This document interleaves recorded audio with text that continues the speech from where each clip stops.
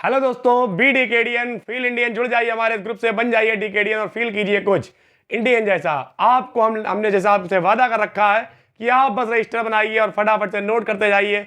सारी जिम्मेदारी हमारी है। जैसे 11वें की हम आपको पहले भी 2 वीडियो दे चुके हैं, फोटोग्राफ, लेबरनम ट्री, दोनों आपको मिल चुकी हैं। और ये तीसरी video the voice of the rain, ये इसका सेंट्रल आइडिया है। ये सारे सेंट्रल आइडियाज भाई लोग आपको मिल रहे हैं।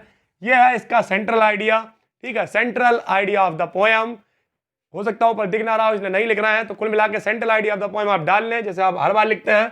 और देखें the poem the voice of the rain. पहले तो आपको बता देते हैं, ये जो पोएम है इसमें कवि जो वर्षा की बूंदे हैं उनसे बातचीत कर रहा है और फिर पूछता है बरसात से कि क्या होता है, कैसे, तुम कौन हो। तो वह कहती है कि हम समुद्र से भाप बन के उड़ते हैं, फिर आसमान में जाते हैं, फिर आसमान से वापस आते हैं। तो वो क्या करता है, अपनी कविता की तुलना वर्षा की बूंदों से, बरसात से कर देता है। वो कहता है जैसे बरसात समुद्र से निकलकर ऊपर जाती है, वैसे ही पोएट्री यानी पोएम भी हमारे दिल से निकलती है और दिल से निकलकर लोगों के पास तक जाती है। कुछ लोग तारीफ करते हैं, कुछ लोग बुराई भी करते हैं। जैसे ये वीडियो बन रही है, कुछ लोग खुश हो रहे होंगे, नोट कर रहे होंगे, कुछ लोग देख के बुराई भी कर रहे होंगे। तो उसी तरीके से लेकिन आखिरी में पोएट कहता है कि ओवरऑल प्यार ही मिलता है।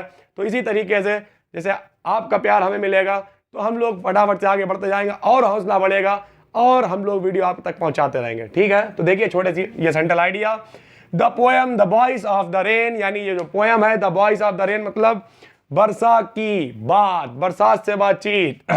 वाई वॉल्ट बिटमेंस अ कन्वर्सेशन, यानी एक बातचीत है, कन्वर्सेशन है between the poet and the voice of the rain. Between the poet मतलब कवि and the voice of the rain, और जो बरसात की आवाज है उसके बीच में, ठीक है। इन दिस पोएम, इस कविता में द पोएट आस्क, कवि पूछता है, द रेन मतलब बरसात से, हु इट इज, कि वो कौन है।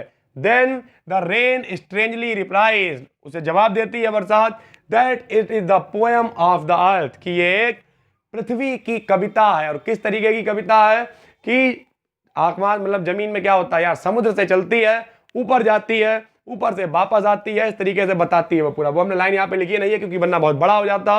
द पोएट कंपेयर्स, पोएट यानी कवि तुलना करता है, रेन्स टू द पोएम, यानी बरसात की तुलना वो कर देता है किससे, पोएम, पोएम का मतलब कविता से। Just as rain originates from the bottom of the sea, जैसे बरसात ओरिजिनेट्स का मतलब होता है उत्पन्न होती है, बढ़ती है। फ्रॉम द बॉटम मतलब नीचे से, तली से, ऑफ द सी यानी समुद्र की तली से।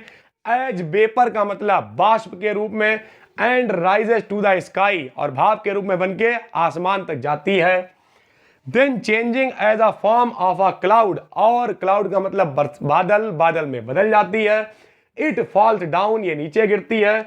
ऑन द अर्थ अगेन, दोबारा से बरसात के रूप में पृथ्वी पर नीचे गिरती है, ठीक है। सिमिलरली द पोएट्री ओरिजिनेट्स, अब देखिए कह रहा कि जो पोएम है वो कहां से उत्पन्न होती है, from the heart of the poet, यानी कवि के दिल से, कवि के हार्ट से ये उत्पन्न होती है। And goes to different people, और विभिन्न विभिन्न प्रकार के डिफरेंट पीपल्स के पास पहुंचती है।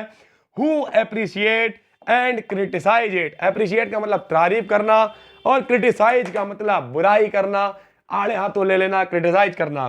बट इन द एंड, लेकिन आखिरी में, love comes for the poet from all the directions, आखिरी में चारों तरफ से उसके पास प्यार ही आता है, क्योंकि बुराई करने वाले बहुत कम लोग होते हैं और तारीफ करने वाले, अच्छाई करने वाले बहुत सारे लोग होते हैं। तो कभी कहता है अगर कुछ लोग क्रिटिसाइज करते भी हैं, बुराई करते भी हैं, तब भी कोई फर्क नहीं पड़ता है, आखिरी में चारों तरफ से उसे प्यार ही मिलता है, ठीक है। तो ये छोटा सा सेंट्रल आइडिया उम्मीद करते हैं आपके बहुत काम का है। 3 सेंट्रल आइडिया इसके हो गए, 2 आपको वीडियो बना के और दे दिए जाएंगे, आपके 11वीं क्लास की 5 पोएम्स पूरी हो जाएंगी, ठीक है। फिलहाल हम फिर मिलेंगे आपसे एक नए वीडियो में, एक नए सेंट्रल आइडिया, एक नई इंग्लिश की वीडियो के साथ। तब तक के लिए जुड़ जाइए हमारे इस ग्रुप से, बन जाइए डीकेडियन और फील कीजिए कुछ इंडियन जैसा। तब तक के लिए जय हिंद, जय भारत।